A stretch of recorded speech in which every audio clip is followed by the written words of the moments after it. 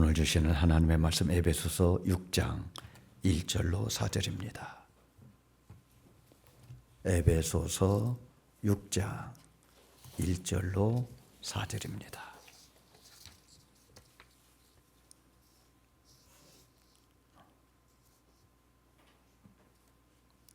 에베소서 6장 1절로 4절.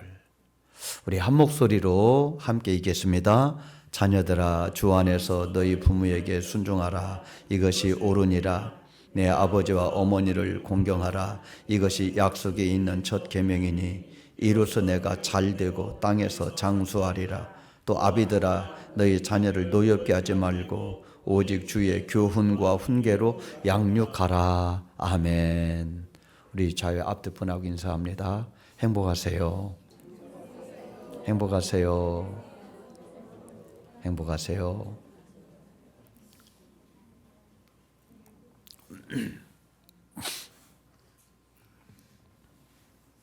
하나님이 천지를 창조하셨는데 크게 보면은 네 부분으로 창조를 하십니다.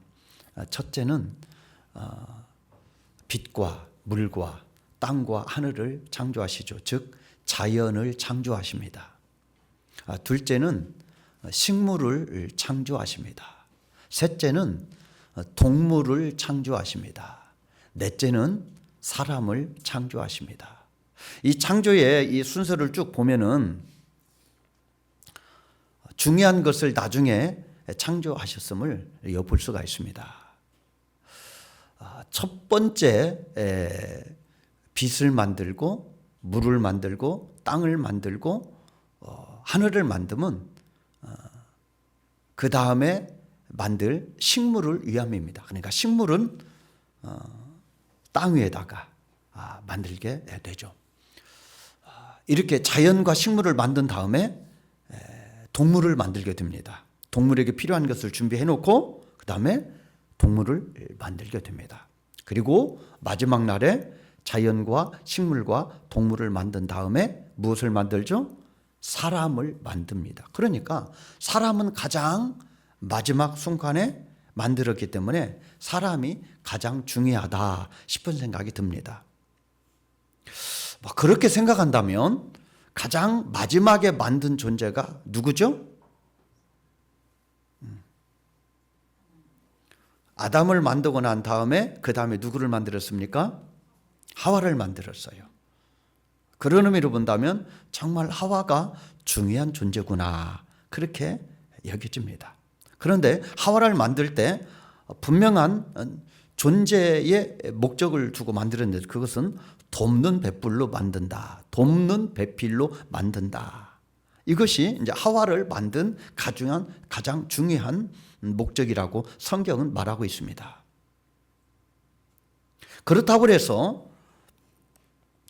무조건 남자와 여자의 관계가 군림하고 섬김을 받는 그런 관계가 아니고 남자와 여자의 관계는 서로 돕는 관계, 서로 사랑하는 관계, 서로 의지하는 관계라고 성경은 분명하게 말씀하셨습니다. 서로를 섬기는 쌍방적 구조로 우리 인생을 만들었다고 하는 것입니다. 우리가 잘 아는 대로 하나님이 여자를 만들 때에 아담을 깊이 잠들게 하시고 그리고 그 갈비뼈를 만들어서 그 갈비뼈를 취하여 여자를 만들었다. 그러니까 남자를 흙으로 만들었는데 여자는 갈비뼈로 만든 셈이 되는 것이죠. 그러나 그 갈비뼈도 재료는 결국은 흙인 셈이 되는 것이죠. 그래서 남자와 여자를 하나님이 이제 흙으로 창조하셨다. 그렇게 말할 수 있습니다. 이렇게 아담 혼자 독초하는 것이 좋지 않게 보여서 하나님이 아담을 통하여 하와를 만들고 세워주신 것이 뭡니까? 가정을 세워주신 것입니다. 그러니까 하나님이 에덴을 기가 막히게 만드셨지만은 에덴보다 더 중요하게 만드신 것이 바로 가정이라고 하는 것입니다. 그러니까 가정은 사람이 만들어낸 제도도 아니고 하나님이 만드신 공동체라고 하는 거예요. 하나님은 공동체로 존재하시잖아요. 성부와 성자와 성령으로 공동체로 존재하세요. 왜 공동체로 존재하실까? 사랑의 관계이기 때문에 공동체로 존재하는 거예요. 사랑은요, 혼자 존재하지 않습니다. 사랑은 함께하고, 사랑은 서로 섬기고, 사랑은 공동체로 존재하는 것입니다. 하나님이 사랑의 공동체로 존재하시기 때문에 하나님의 형상을 닮은 우리 인생을 만들 때도 사랑의 공동체로 살라고 가정을 만들어 주신 줄로 믿습니다. 하나님은 아담에게 정말 낙원 에덴을 만들어 주셨지만 아담은 행복해 보이지 않았습니다. 하나님이 아담을 볼 때 좋지 않게 보았습니다. 그래서 아담에게 필요한 하와를 만들어 줄 때, 그때 비로소 아담이 행복해 한 것입니다. 인간에게 있어서 가장 중요한 것이 에덴이 아니라 가정이구나라고 하는 것을 알게 됩니다. 아무리 에덴 같은 아름답고 풍족한 세상에서 산다고 해도 가정이 흔들린다면 삶이 흔들리게 되는 것입니다. 그러나 혹 세상이 흔들리고 어려운 그러한 그 환경이라 할지라도 가정이 든든하게 뒷받침되어 있으면은 그 힘든 세상을 이기게 되는 것입니다. 벌써 IMF가 지난 지가 꽤 됐네요. 사실 IMF라는 말을 그때 처음 들었습니다. 저는 그런 것도 있구나, IMF라는 것도 있구나. 그래서 온통 뉴스에 IMF. 그래서 IMF가 뭔 줄 알았죠. 그 국가 부도난 거 아닙니까? 국가 부도난 거 아닙니까? 그래서 IMF에서 우리 경제를 짜줘서 이렇게 해라. 그래가지고 다 기업을 구조조정하고 그러다 보니까 얼마나 많은 이 기업체가 문을 닫았는지 몰라요. 많은 기업체가 그때 부도가 나고 그리고 구조조정을 당하게 됩니다. 그러다 보니까 거기에서 근무하는 직원들도 다 잘리게 되는 거예요. 하루아침에 실직자가 되게 되는 것입니다. 금리는 높고 그리고 돈은 귀해지고 공장은 문을 닫고 사람들은 거리에 내몰리고 정말 IMF가 힘들 때였습니다. 이때 가정이 어려워지는 그런 가정은요, 그 가장들이 노숙자로 전락하게 되고요, 재기를 못하는 그런 아픔을 경험하게 됩니다. 그런데 그 IMF 가운데도 가정이 받쳐진 교회, 그 가정이 든든하게 세워져 있는 가정은 시간은 좀 걸리겠지만은 다 재기를 하고 다시 시작하게 되더라 이 말입니다. 세상이 힘들고 험하고 어려워져도 가정이 세워져 있다면, 가정이 든든하다면 가정에서 힘을 얻고 다시 시작할 수 있는 그런 기회를 잡더라 이 말입니다. 우리가 세상에서 열심히 일하는 것도 가정을 세우려고 하는 거잖아요. 어떻게 하면 가정을 세울까? 열심히 일해서 돈을 벌어야 되겠구나. 그래서 우리가 정말 가정을 세우기 위하여 열심히 일을 하는 것입니다. 세상에서 성공했다고 해도 가정이 행복하지 못하면 성공자라고 말할 수가 없을 것입니다. 그러나 세상에서 조금 부족해 보여도 가정이 든든하게 세워져 있다면, 가정에서 행복한 삶을 산다면 그 사람은 정말 성공한 사람이죠. 그 사람이 행복한 사람인 것이죠.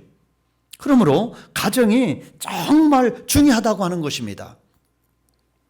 영국에는요, 예전에 그런 법이 있었다고 합니다. 왕이 되어야 될 최소한의 나이, 그리고 결혼해야 될 최소한의 나이를 정해놨는데, 왕은 몇 세 이상부터 돼야 되느냐? 18세 이상이 되어야 왕이 된다. 그런 법이 있대요. 그리고 사람이 결혼할 때는 몇 세에 결혼해야 되느냐? 20세가 되어야 결혼한다. 남자가 20세가 되어야 결혼한다. 그렇게 정했다는 거예요. 국가를 다스리는 왕을 세울 때는 18세 이상은 돼야 된다. 그렇게 법을 세웠는데, 한 가정을 이루는 가장, 남자의 결혼 최소한의 나이는 20세가 돼야 된다. 그러니까 영국은 기독교 국가였잖아요. 그런데 그 나라에서 국가보다도 더 중요한 것이 가정이다. 가정을 더 튼튼히 세워야 된다. 그렇게 생각을 해서 그런 법을 만들었다는 거예요. 러시아 격언에는 그런 말이 있습니다. 자녀들이 바다를 항해하러 나갈 때는 매일 한 번씩 기도하라. 여러분, 지금도 뭐 바다는 풍랑을 만나면 위험하지만 그 옛날에는 이 바다에 나간다고 하는 것이 얼마나 어려울 때입니까? 무슨 예보가 있습니까? 배가 크기를 합니까? 무슨 장비가 있기를 합니까? 그냥 잔잔한 물가 보고 나갔다가 풍랑 만나면 위험한 거예요. 그러니까 항해를 하는 자녀를 둔 부모는 얼마나 불안하겠습니까? 그래서 항해를 하는 자녀가 있거든 하루에 한 번씩 기도하라. 그리고 자녀들이 전쟁에 나갔거든 매일 하루에 2번씩 기도해라. 전쟁 정말 끔찍한 일이잖아요.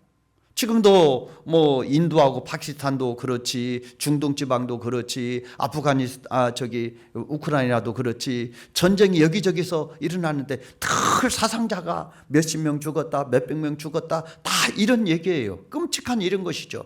전쟁이 나가면은 어쩔 수 없는 그런 현상이잖아요. 그래서 자녀가 전쟁이 나갈 때는 매일매일 몇 번씩 기도해라? 2번씩 기도해라. 왜? 위험하니까. 정말 중요한 전쟁이니까. 그 다음에는요, 자녀가 결혼을 했다면 매일매일 3번씩 기도해줘라. 더 중요하다는 거예요. 항해를 하는 것보다, 전쟁에 나가는 것보다 더 중요한 것이 자녀들이 결혼한, 그래서 가정을 세워가는 그 자녀들을 위하여 하루에 3번씩 기도해줘라. 이렇게 말을 하고 있다고 하는 것입니다. 이와 같은 격언에서 이 가정이 얼마나 중요한가라고 하는 것을 알 수가 있습니다. 가정은 하나님이 인간에게 주신 가장 소중한 축복입니다. 그러므로 우리가 가정을 복되게 하기 위하여 최선을 다해서 노력해야 될 줄로 믿습니다. 우리가 사업을 하고 직장 생활을 하는데 사업장을 일으키기 위하여 직장 생활에서 인정받고 승진하기 위해서 얼마나 우리가 노력을 합니까? 또 학교에서 공부하는 자녀들은 성적을 올리기 위하여 또 얼마나 노력을 합니까? 이와 마찬가지로 가정을 세우기 위해서도 우리가 정말 노력해야 된다고 하는 것입니다. 우리가 노력을 해야 복된 가정, 하나님이 디자인하신 가정을 세우게 될 줄로 믿습니다. 그래서 오늘 본문을 통하여 3가지의 말씀을 드리고 싶습니다. 첫째는 복된 가정, 하나님이 디자인하신 가정은 믿음으로 세워지는 가정이어야 된다, 이 말입니다. 가정의 바탕이 믿음이어야 된다고 하는 것입니다. 믿음으로 세워진 가정이 하나님이 디자인하신 가정인 줄로 믿습니다. 성경에도 보면은요, 집을 2 종류로 말을 하잖아요. 반석 위에 세워진 집이 있고 모래 위에 세워진 집이 있다. 그런데요, 반석 위에 세워진 집, 모래 위에 세워진 집도 똑같이 비바람을 만나고 풍랑을 만나고 홍수를 만납니다. 똑같이 만납니다. 그런데 반석 위에 세워진 집은 굳건하게 무너지지 않고 그 집을 유지하지만 모래 위에 세운 집은 그런 어려움을 만나게 되면 무너진다고 하는 거예요. 얼마나 가정이 어려운 세대 속에서 우리가 살고 있습니까? 그러므로 어떻게 하든지 가정을 믿음의 가정으로 만드는데 힘을 써야 될 줄로 믿습니다. 믿음의 가정으로 세워도 힘이 들어요. 그런데 믿음의 가정으로 세우지 않으면 더 힘이 들고 어렵다고 하는 것입니다. 그러므로 어떻게 하든지 하나님이 만든 가정, 하나님이 세우신 가정은 믿음으로 세워가야 될 줄로 믿습니다. 2번째, 질서가 있어야 된다고 하는 것입니다. 질서가 있어야 된다고 하는 것입니다. 믿음의 가정, 하나님이 세우신 가정에 질서가 있어야 된다고 하는 것입니다. 하나님이 세우신 질서, 그것이 무엇입니까? 권위에 순종하고 권위에 복종하는 것입니다. 공동체에는요, 질서가 있어야 아름답게 됩니다. 질서가 있어야 복이 흘러가게 되는 것입니다. 그런데 하나님이 가정을 세우시고 질서를 세우셨는데 부모와 남편에게 권위를 주셨습니다. 그리고 아내와 자녀들에게는 그 권위에 순종하라고 말씀하고 있습니다. 순종하고 복종하라 그렇게 말합니다. 권위에 순종하고 복종하는 것은 약하기 때문도 아니고 비겁하기 때문도 아닙니다. 그것은 매우 지혜로운 것입니다. 그리고 가정을 세우고 살리는 일입니다. 자, 에베소서 5장 22절 한번 보겠습니다. 우리가 본문은 6장인데 5장 22절 다 같이 읽습니다. 시작. 아내들이여 자기 남편에게 복종하기를 주께 하듯 하라. 그 다음에 25절도 한번 읽어보겠습니다. 25절 시작. 남편들아 아내 사랑하기를 그리스도께서 교회를 사랑하시고 그 교회를 위하여 자신을 주심같이 하라. 아내들에게는 남편의 권위에 순종하라, 복종하라 이렇게 말씀하신 하나님이 남편들에게는 뭐라고 말합니까? 그 아내를 사랑하되 그리스도가 교회를 사랑하시고 그 교회를 위하여 자신을 주심같이 하라 이렇게 말씀하고 있습니다. 서로 상호 보완적인 쌍방적 구조로 한쪽은 복종을 말하지만 한쪽은 사랑을 또 말하고 있습니다. 여러분 한번 생각해 보십시오.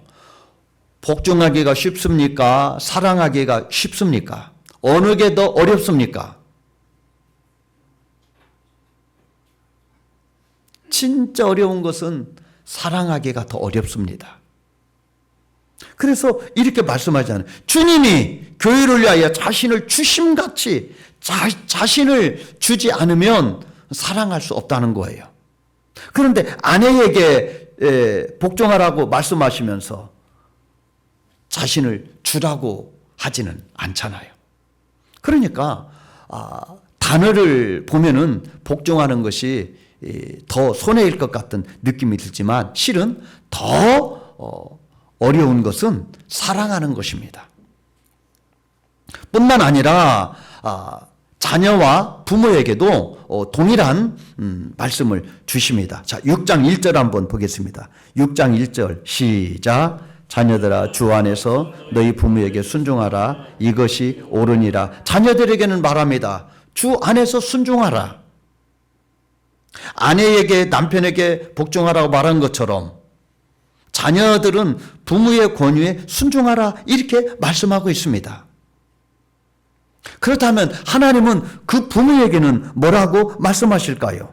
자, 6장 4절 읽겠습니다. 시작. 또 아비들아 너희 자녀를 노엽게 하지 말고 오직 주의 교훈과 훈계로 양육하라. 아비들에게는 말합니다. 자녀를 노엽게 하지 말고 주의 교훈으로 양육하라 이렇게 말합니다. 자녀들을 노엽게 하지 말고 믿음으로 양육하라는 거예요. 제가 예전에 그 김창옥 씨라고 아주 유명한 강사 있잖아요. 그 김창옥 씨가 하는 그 강의를 이렇게 들었는데 참 기억이 남아요. 기억이 남지만 조금 슬픈 내용이기도 한 건데 이런 내용이에요. 잘 되는 자녀들에게는 이유가 있다는 거예요. 그 보면은 자녀들 중에서 속 썩이는 자녀들도 있지만은 아주 반듯하게 잘 되는 그런 자녀들이 있잖아요. 잘 되는 자녀들에게는 이유가 있다는 그 이유가 뭔 거니? 그 아버지가 아주 인격적이고 훌륭하기 때문에 그 아버지의 권위, 그런 아버지의 권위 밑에서 자라는 자녀들이 잘 된다는 거예요. 그러니까 아버지에게 상처를 안 받는 거죠. 아버지가 훌륭하기 때문에, 아버지가 모범적이기 때문에 그런 아버지 밑에서 크는 자녀들은 사고를 안 친다는 거예요.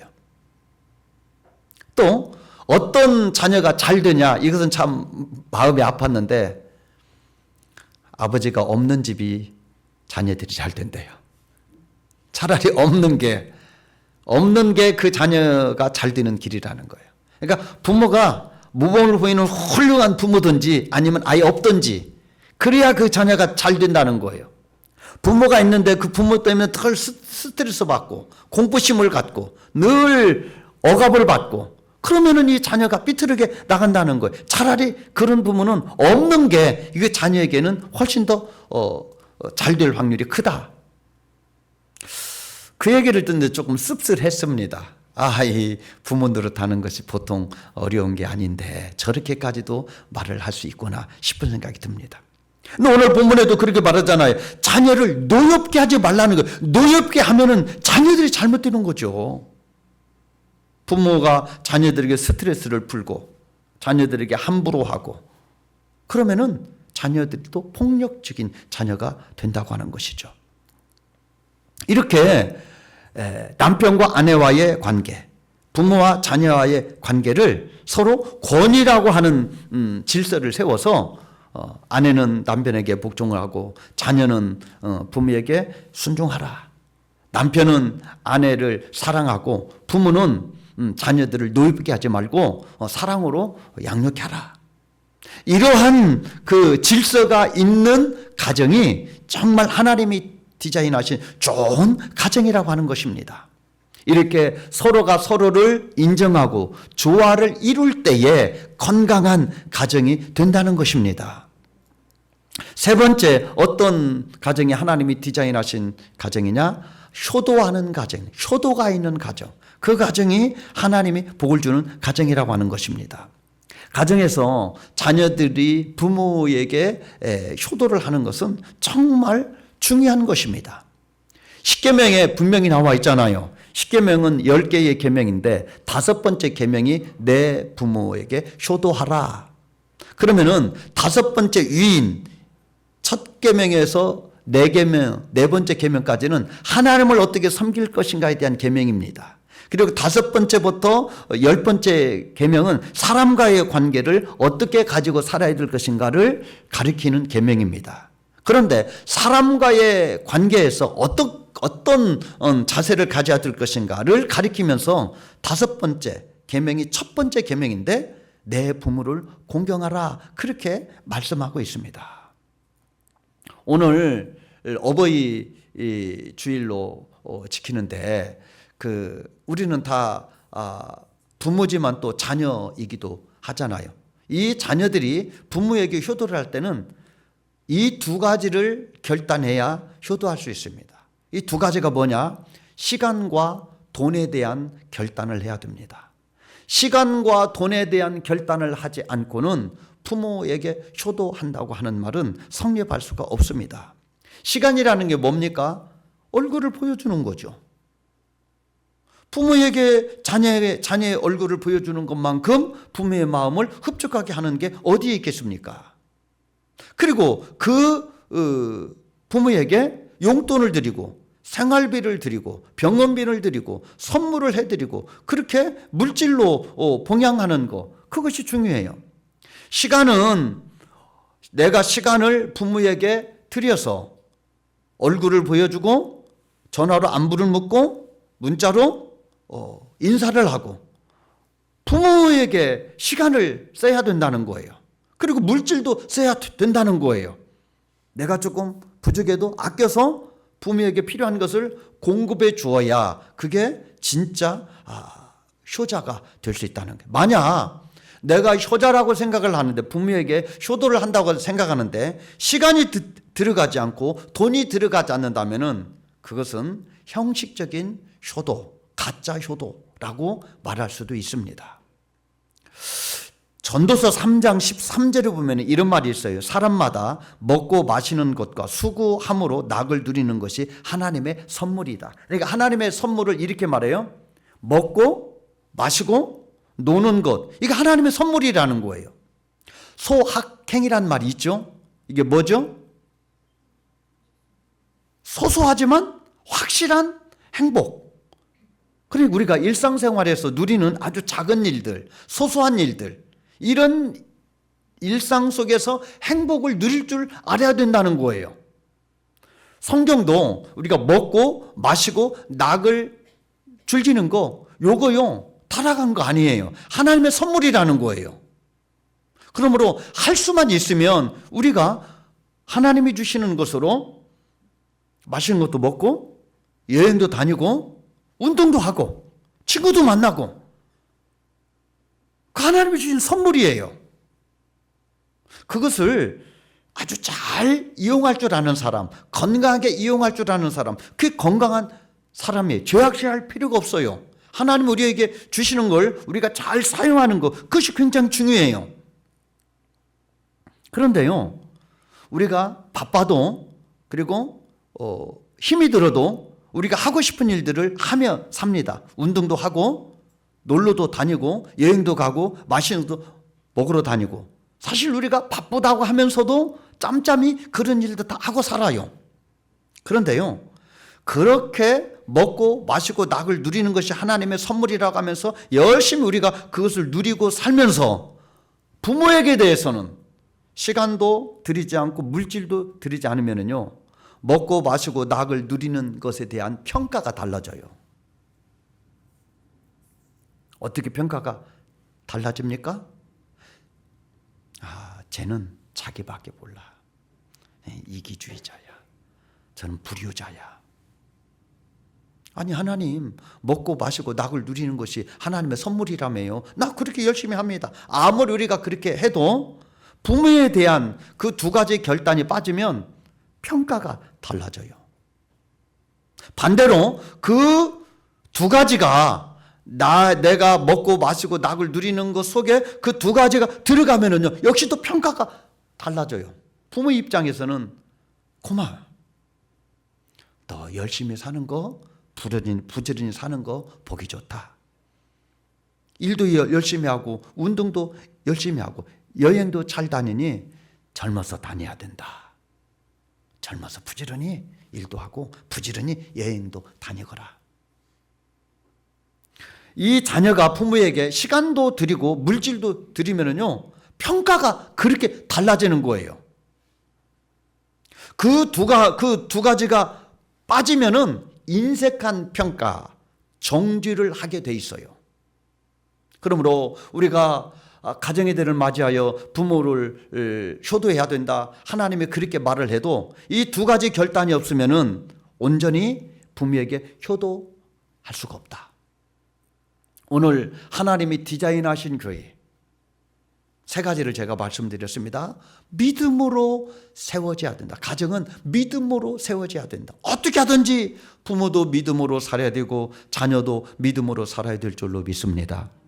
여러분, 지난주 어버이날이었을 때 자녀들에게 무슨 선물을 받았습니까? 저도 자녀들이 선물이라고 말을 하고 선물을 줘서 제가 문자로 말로도 했지만은 문자로 고맙다, 감사하다 인사했어요. 인사하면서 아버지로서의 소원이 하나 있다. 다른 건 바라지 않는다. 잘 커준 거 고맙고 직장생활 열심히 하는 거 고맙다. 대견하다. 다른 거 바라지 않. 딱 아버지 원이 하나가 있다. 그것은 너희들 믿음으로 사는 것이다. 그거 하나면 더 이상 바랄 거 없다. 자녀들이 믿음으로 산다면 부모들이 뭔 걱정하겠어요? 자녀들이 믿음으로 살아도 어려움이 있을 수 있어요. 덜컹거릴 수 있어요. 그래도 그들이 믿음으로 살면 하나님이 잡아주실 줄로 믿습니다. 믿음으로 살아도 힘든 게 인생이에요. 근데 믿음 없이 산다? 더 힘들어요. 그래서 어떻게 하든지 이 가정을 믿음으로 세우기를 위하여 기도해야 될 줄로 믿습니다. 그리고 그 가정에는요, 질서가 세워야 돼요. 질서가. 권위에 대한 질서. 하나님이 5번째 계명에 부모를 효도하라고 하는 것은 부모의 권위를 인정하라는 거예요. 부모의 권위를 인정하는 사람이 하나님의 권위를 인정하는 거예요. 부모의 권위를 무시하면서 내가 하나님을 사랑한다? 그럴 수 없습니다. 부모의 권위를 인정할 때 하나님을 사랑하는 거예요. 이건 그냥 가슴 아픈 일인데 생각나서 잠깐 말씀드리고 싶어요. 지난달에 우리 사촌 큰 누나가 돌아가셨어요. 90 좀 안 됐는데 돌아가셨어요. 제가 태어나기도 전에 아마 시집 가셨을 것 같아요. 나이상. 그러니까 사촌 중에서 가장 큰 누나인데 뭐 몇 년에 한 번씩 보는 그런 사이죠. 집안에 무슨 일이 있어야 보는 사이인데 돌아가시다가 연락이 왔어요. 그래 갔습니다. 저는 그 누나가 결혼해서 딸 하나 낳았다는 것만 알고 있어요. 그래서 가보니까 딸이 있더라고요. 그 딸 상은인데 너 나 아냐? 그때 안 돼. 엄마가 목사 하는 그런 사촌이 있다고 얘기해서 안 돼. 얼굴 몇 번 본 적이 있어요. 근데 안 돼. 그러면서 진짜 이야기를 좀 하는데 제가 모르는 이야기를 알게 됐어요. 이 사촌 누나가 처녀인데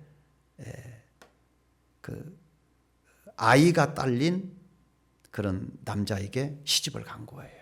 그래서 그 시절에 우리 큰집도 멀쩡하고 누나도 멀쩡한데 누나도 외모도 훌륭하고 이쁘고 그런 분인데 어떻게 저렇게 딸만 둘 있는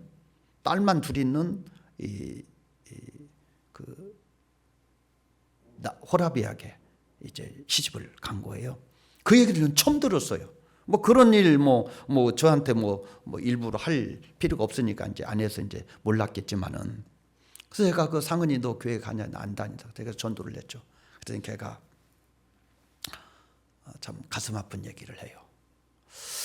그 어머니가 자기를 마지막에 모셨는데 땡전 한 푼 없이 몸으로 왔다는 거예요.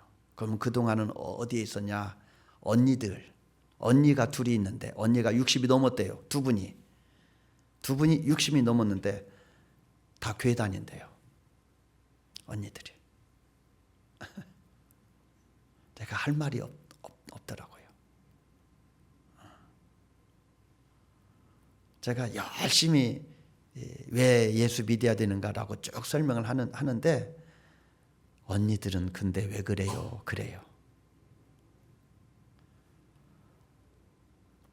새엄마죠. 그분들의 입장에서는 그 사촌 언니가 가지고 있는 재산을 다 빼고 늙고 병들고 아무것도 가지고 없으니까 이제 네가 모셔라 그래가지고 자기한테 왔대. 자기 올 때 한 푼 없이 몸만 왔대요.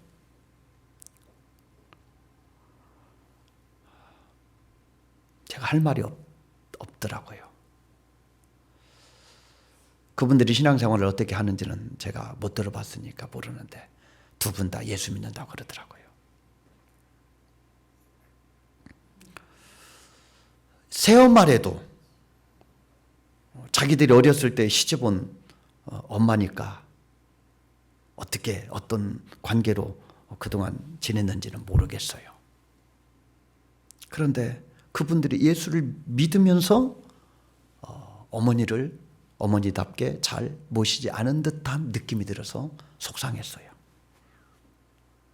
자기 배다른 여동생에게 엄마를 떠넘기려면 돈을 넣어서 네가 모셔라. 여기 너 모실 비용 있다. 그래야 그게 정상이지. 아무것도 없이 몸뚱이만 그냥 네 엄마니까 네가 모셔라. 그런 법이 어디가 있어요. 근데 그 두 분들이 예수 믿는 사람이라는 거예요.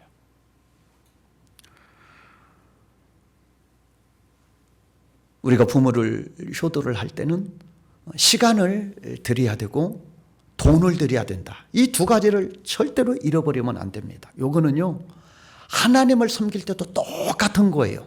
왜? 부모의 권위를 인정하는 자가 하나님의 권위를 인정하고요. 부모를 섬기는 방식이나 하나님을 섬기는 방식이 원리가 똑같기 때문에 그렇습니다. 부모를 섬길 때에 시간을 빼고 돈을 빼고 무엇으로 섬기겠다, 무엇으로 내가 부모를 효도한다 말할 수 있겠냐 이 말입니다. 그 두 가지가 들어가야 그 분의 결단과 내면의 진정한 사랑이 있는 효도라 이렇게 말할 수 있어요. 하나님을 섬기는 것도 똑같아요.